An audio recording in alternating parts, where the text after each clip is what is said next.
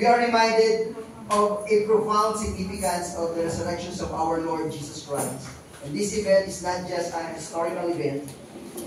It is the cornerstone of our faith and the source of our faith. Pwede ba tayong lahat ay manalangin muna? Dear Heavenly Father, we thank you, God, for this wonderful afternoon, Lord. As we study your word, Father, we pray that continue to be with us. Guide us and teach us, Lord God. Thank you, Lord. Thank you for your word. This is our prayer. In Jesus' name. Amen. Amen. So in Matthew chapter 27, verses 28, verses 5, ito po, siguro wala tayo din sa projector. Pero dito na lang muna, siguro sa Lucas na lang. Okay? So, simulan natin dito. Lucas chapter 24, verse 1 to 6. Ganito po ang kanyang pagkasabi, maagang-maaga pa ng araw ng linggo, ang mga babae ay nagbalik sa libingan ng Panginoon. Dala ang mga pabangong inihanda nila. So, particularly mga babae, no? So, dito sa church natin ngayon, mostly mga babae talaga nagbabalik loob kay Lord. Amen. Yes. Amen. When you read the Bible, no, grabe laging available yung mga babae. Asan ba yung mga lalaki? Ayun, ang tata. Sa natin sa Pilipinas, no, kahit yung mga churches, most of the churches, talagang mga babae talaga yung naglilingkod kay Lord eh. Kaya yung mga babae dito sa blessed na blessed. Amen. Praise the Lord. Praise God. Hallelujah. Now, ang sabi niya rito, nang dumating sila doon, nakita nilang naigulong na ang batong nakatakip sa libingan. Ngunit nang pumasok sila, wala roon ang bangkay ng Panginoong Jesus. Samantalang nagtataka sila kung ano ang nangyari, biglang lumitaw sa tabi nila ang dalawang lalaking nakasisilaw ang damit. Dahil sa matinding takot, sila'y nagpakirapa. Tinanong sila ng mga lalaki, bakit ninyo hinahanap ang buhay sa lugar ng mga patay? Ulitin ko po. Bakit ninyo hinahanap ang buhay sa lugar ng mga patay? Verses, wala siya rito, siya'y muling nabuhay. Amen. Amen. Hindi ko naintindihan yung binabasa natin ngayon. I'm so excited and pumped up kasi wala daw siya rito. The angels declare, He is risen. Amen. Hallelujah! Amen. That's why we need to celebrate talaga. Yes. That's the reason why we're here. That's the reason why we celebrate Easter. Because Jesus is risen. Hindi masaya ang Panginoon. Ano ba po tayo? Amen. Alam nyo, hindi lang yung kaligtasan ang binuhay ng Panginoon sa atin eh.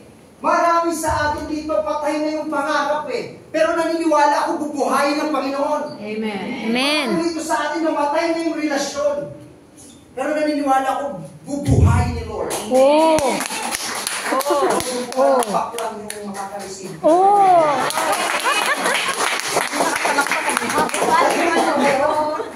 Hallelujah. Kaya sabi ko, when you read the gospel, sabi ko, grabe talaga. So powerful.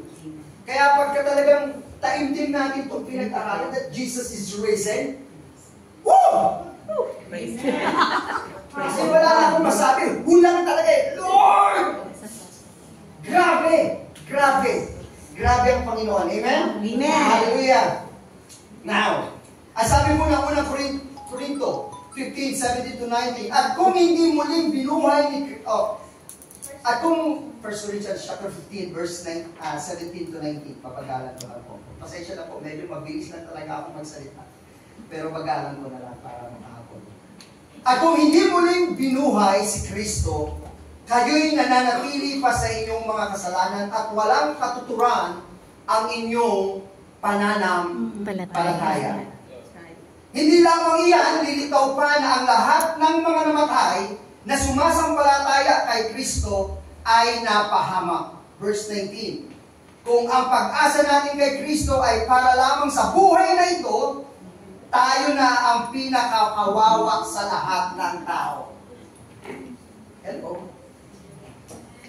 Kung ang pag-asa lang daw natin is yung buhay natin dito, most of the Christians, di ba, they really love to be Christians because of my blessings, because of, gaganda daw yung buhay. Tama ba yan? Parang gano'n, no? Parang medyo mababaw yung faith na yun, no? Parang medyo mababaw. Namatay pa si Kristo at muling nabuhay para lang sa pagpapala sa'yo. No, it's more than that. It's more than that. Ito yung isang bagay na magbibigay sa atin ng garantisado na tayo, kapag tayo nawala sa mundong ibabaw na ito, tayo mabubuhay din kasama ni Kristo. Amen. Hallelujah. Praise the Lord. Grabe. Sabi ko nga, Lord, when I read this passage, sabi ko, Panginoon, grabe yung ginawa mo talaga for us, for me. Personally, ako personally. I'm so excited na every time I read this passage that Jesus is risen, talagang yung faith mo, no? Yung faith natin talagang mabubuhay din eh. Our faith should be alive. Amen. And we will experiencing living fully alive through Amen. Christ, our Lord. Ano pa po ba tayo? Amen. And that's why I'm encouraging you to be excited every day sa Panginoon kasi ang Panginoon natin ay buhay. Amen. Ang Panginoon natin ay buhay. Amen. Alive. Yeah. I'm from Alive Church. Alive Church, Philippines. Now, point number 1, sabi niyo dito, separation from God is finished forever. Separations from God is finished forever. Wow. Parang hindi pa rin yung naiintindihan yung Wow. You know the history, yung nangyari kay Eva at Adan. Because of the sins, we are all separated from God. Ikaw at ako na separate tayo sa Panginoon. Yes. But when Jesus rose from the dead, Amen. the separations is what? Ended. Amen. The separations to God is ended. Amen. Hallelujah! Pamihira, yung nagtatali o nagdudugtong sa atin sa Panginoong Diyos natali ka lang kayo. Napatid dahil sa nalagot, dahil sa kasalanang ginawa ng ating mga ninuno. And now, we are connected again with God because God is risen from the dead. Amen. Wow! Di ba napakasarap na pribilehiyo po yun? Amen. Lalo yung masasabi, napakasarap talagang maging isang Kristiyano. Amen. Separation from God is finished forever. Number 2. Redemption is now complete. Redemption is now complete. Resurrection means the worst thing, if never the last thing. Yeah, it might seems parang lugi, parang talo. No. It's for our own benefits. It's not the last thing, or not. It's not the worst thing, but it's not even the last thing. Pero ang sabi niya rito, Jesus' finish line is our starting line. Mukhang finish line kay Jesus, but to us, is the starting line. It's our starting line together. Kaya nga sabi ng 1 Corinthians, sabi niya rito, 2 Corinthians chapter 5, verse 17, kaya kung makikipag-isa na tayo kay Kristo, kung nakipag-isa kay Kristo ang isang tao, isa na siyang bagong nilalang, wala na ang dati niyang pagkatao, sa halip, ito'y napalitan na ng bago. If anyone is in Christ, he is a new creation. The old is gone, the new. Parang mas mabilis sa English eh. Yeah. Woo! Amen. Hindi na ako magpapakalalim pa. Kasi most of us here are pastors, leaders of the church. But I believe one thing that we really need to celebrate, not just this season, this Lenten season, but every day of our life. Amen. That Jesus, our Lord, is risen. It's alive. Amen. Kaya naniniwala ko lahat ng mga namatay sa buhay natin, bubuhayin din ang Panginoon. Amen. And if you believe that, you have to hold on that faith. You have to hold on that hope that Jesus is alive forever.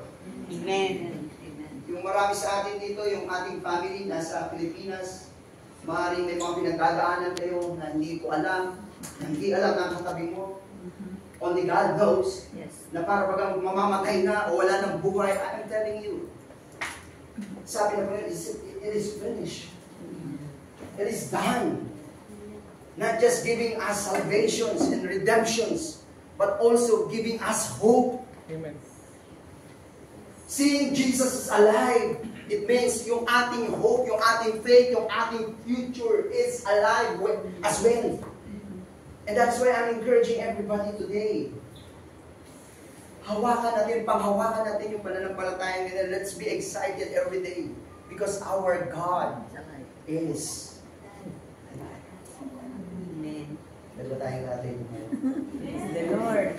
We will pray together. We will celebrate the goodness of God. Can we just sing that song? Let's celebrate. Let's celebrate. Siguro pag nag-celebrate tayo ngayon, mas iba na yung dating ninyo eh. Bakit? You know, Lord, we will celebrate because you are risen. Amen. Amen.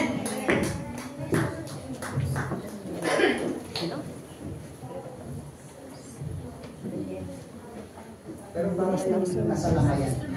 Ang bilis na sila. To celebrate because Jesus is risen. He is alive. Amen. He is alive forevermore. Amen. Hallelujah. Let's be thankful. Amen. Let's be thankful. Amen. Amen. Yes, ma'am. Yes, sir. Yes, ma'am. Praise. Can we just sing this song together and let's celebrate?